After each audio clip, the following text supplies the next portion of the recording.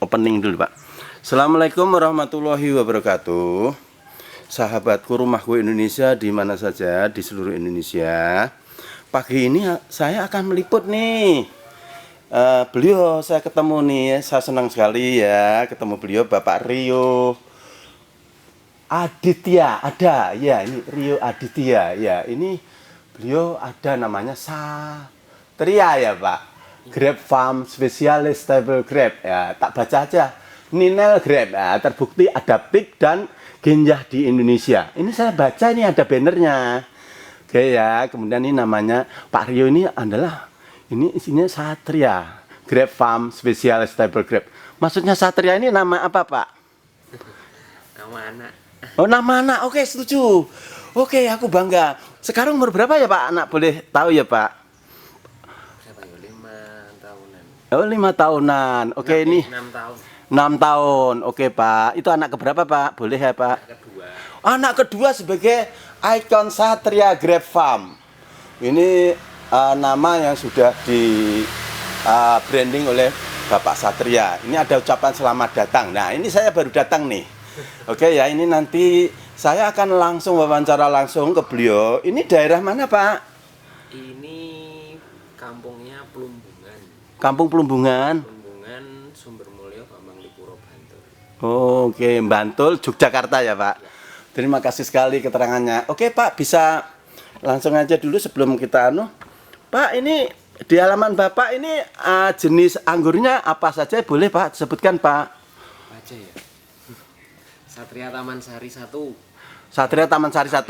Ini andalan kami, unggulan kami. Oh iya, oke. Terus ada Keres, ada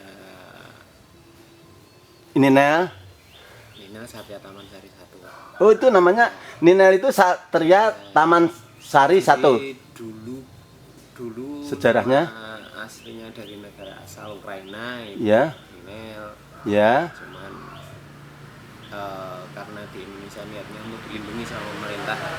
Oh, oke, ya. Dipatenkan istilahnya ya. Karena takutnya jadi Salah. masalah nanti di kemudian hari. Iya. Pemerintah berupaya untuk melindungi.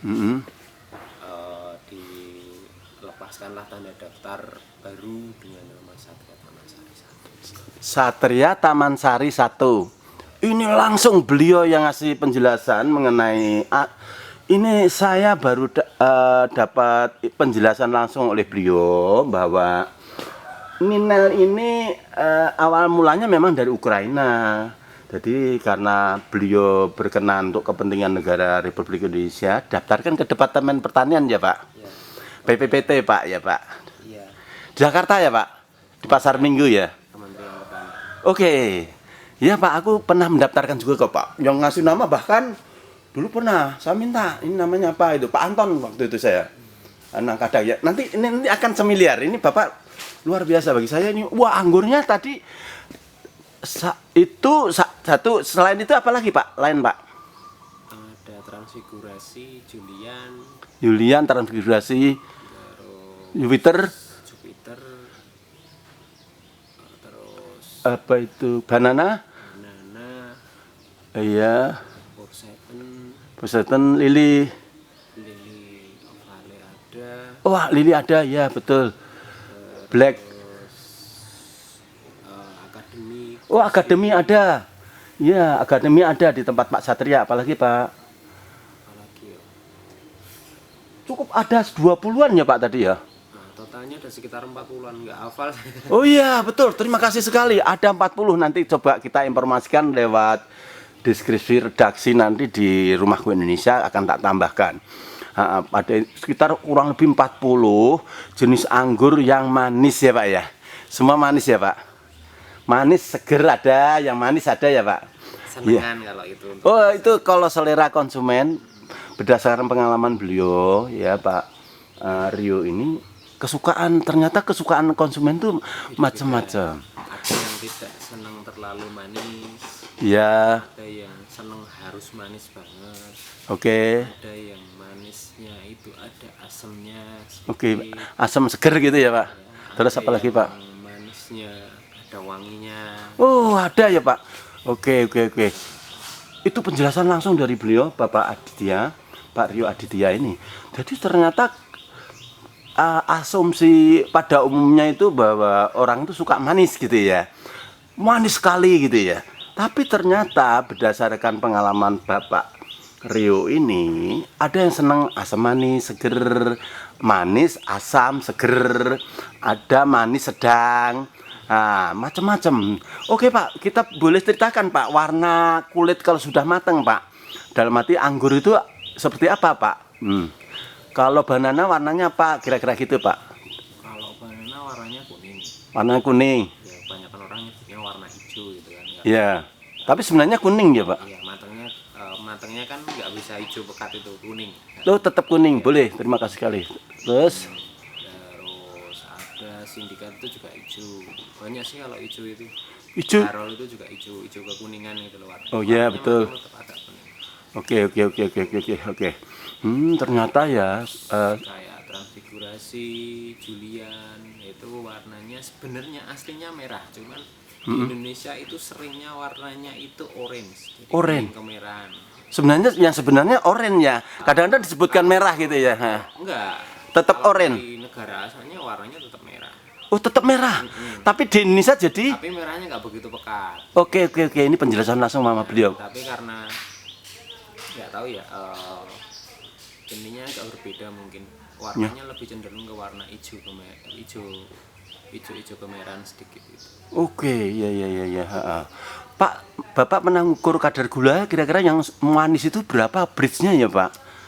Kadar gula saya emang jarang ngukur, cuman pernah ngukur dulu untuk yang Satria Taman Sari waktu persiapan untuk PPT itu?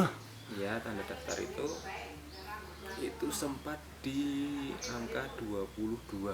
Luar biasa manis. Oke. Angka 22 itu super manis. Kan waktu itu kepasan aja sih 22 itu karena posisinya Pas kemarau. Buah nggak begitu banyak dan memang sudah bener-bener usia lebih dari yang standarnya. Rata-rata sih sebenarnya di 18 sampai 20. Oke, ini penjelasan beliau langsung Pak Rio bahwa kadar gula bridge kalau kita ukur ya rata-rata antara 18 sampai 20. Ternyata beliau juga pernah mengukur sampai 22. Itu karena pas musim tertentu, pas musim kemarau. Itu penjelasan langsung oleh beliau, pengalaman langsung. Kemudian itu Pak, menurut keterangan selama ini nilai jual buahnya kira-kira per kilo berapa ya Pak? Berdasarkan jenis-jenis yang termahal berapa, yang sedang ya. Intinya sih aku punya nilai tinggi ya Pak. Tapi menurut pengalaman Bapak aja, monggo bebas Pak. Kalau untuk nilai jual sebenarnya pemerintah juga udah menentukan sih, cuman memang tidak pernah di expose ya. Ya, benar. Di sini kami menentukan sendiri untuk harga. Ya. Karena kami kemasnya dengan sistem wisata, jadi memang agak sedikit berbeda dengan yang di pasaran. Oke. Ya, kami jual mulai dari harga 100.000 per kilo. 100.000 per kilo sampai berapa Pak? Sampai 250 tergantung jenisnya. Oke. Ya, Terus? Oke Pak. Terus Pak? Lagi Pak. ya walaupun menimbulkan kontra juga kan, karena banyak orang yang dengan harga segitu kan dianggap kemahalan. Oke. Ya kalau kita sih, karena kita petani sendiri ngerasain bagaimana susahnya merawat dari bunga sampai jadi buah itu kan. Memang Butuh ketelitian ya Pak. Sabar ya Pak. menyita banyak waktu, tenaga, pikiran, biaya. Luar biasa itu tip langsung dari beliau. Apalagi terus Pak. Ini saya ikut supaya interaktif ya Pak. Oke Pak, apalagi Pak tadi. Intinya gini Pak. Tip saya lihat Bapak ini, saya lihat luar biasa nih, ada yang berbunga, ada yang berbuah kecil, ada yang sudah matang dan lain-lain. Apa sih Pak tip tadi, ada bocoran dikit. Butuh ketelitian, pikiran dan tenaga. Coba Pak mulai awal tadi detailnya apalagi tip khusus memelihara anggur supaya berbuah lebat kira-kira gitu ya. Monggo Pak. Monggo Pak. Kalau buah lebat sih kita juga sekarang udah nggak lebat lagi, nggak seperti dulu ya. Ya. Kalau pengen lebat sebenarnya dengan konsumsi pupuk yang tercukupi, insya Allah lebat. Oke Pak. Tapi kita ngemasnya sedikit berbeda. Ya. Karena kita kemasnya pariwisata, jadi kemasan itu bagaimana kita bisa mendapatkan anggur secara terus menerus tanpa henti. Wah, saya betul tadi ya kita kasih Jadi betul. kalau Kontinuitas intinya. ya diamati di sini ada buah yang warnanya merah, ada yang sudah matang, ada yang Masih berbunga ya, Pak. seadiknya lagi masih Oh iya, warnanya kakak beradik. hijau, Iya, betul saya lihat ya. bunga pun ada. Luar biasa nih. Ini tentu saya yakin beliau ini udah punya pengalaman yang lumayan sehingga dilihat dari saya lihat langsung itu Bapak beliau tadi udah utarakan ada yang berbunga, ada yang pentil, ada yang gede, ada yang sudah matang, ada yang sudah matang, ada yang beberapa minggu lagi matang. Ini tentu dia atur pemangkasannya ya, Pak. Iya, betul. Betul, bagus sekali. Ya, kami memang sengaja untuk tidak memberikan pemangkasan bersamaan. Secara bergilir ya, Pak. Ya, Boleh tahu Pak bocorannya kalau mangkas tiap minggu atau apa supaya itu mutarnya itu Pak? Roll mutarnya Pak. tergantung kondisi tanaman. Oh iya betul, Ya, betul ini. Bisa Waduh. setiap minggu.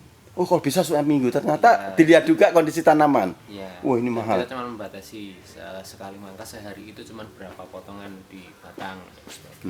Gitu. Oke. Benar-benar ngatur di situ. Kalau tekniknya nanti bisa ngeliat di Instagram saya. Nanti saya akan buka lagi ya, udah. Tapi ini tambah saya akan memperdalam lagi. Nanti saya buka detail informasi pada beliau. Nanti saya akan tambahkan di deskripsi saya ya Pak. Boleh ini tapi berdasarkan Bapak Rio tetap tip khusus. Ini harus. Ini kan kalau saya dapat informasi langsung ke beliau, wah saya senang sekali karena ini mudah-mudahan sahabatku Rumahku Indonesia di seluruh Indonesia ini sebagai inspirasi. Sebenarnya sudah lama saya tahu, tapi tidak menutup kemungkinan supaya saya sebagai YouTuber ya masih ya pengen ketemu ke beliau, pengalamannya beliau sudah sampaikan semuanya tadi detailnya ya. Kemudian Pak ada lagi sebentar tak tutup supaya nggak terlalu panjang ya Pak ya. Itu dulu ya yang saya sampaikan dari